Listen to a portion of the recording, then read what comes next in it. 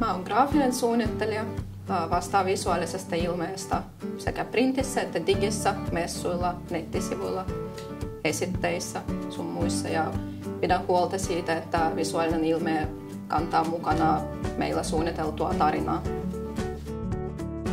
Eniten nautin sitä merkityksestä, mikä kuuluu mun työhön ja että kaiken suunnittelun jälkeen pääsee lopputulokseen, mikä on merkittävä sekä asiakkaille että kuluttajille.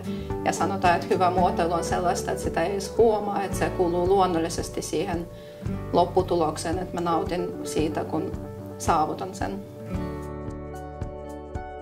Graafinen ala on jo nyt muuttumassa siihen suuntaan, että graafikot on enemmänkin moniosaajia. Että on hyvä osata valokuvausta, hyödyntää 3D:tä, liikegrafiikkaa ja videotuotantoa. Että tulevaisuudessa puhutaankin enemmän jo visuaalisesta kerronnasta, että sillä välineellä ei ole niin väliä. Katja on ensiluokkainen esimerkki siitä, miten tullaan harjoittelijana taloon ja lunastetaan paikkaa. Katja on hyvä tyyppi, erittäin hyvä graafikko ja sopii erittäin hyvin tähän mukaan.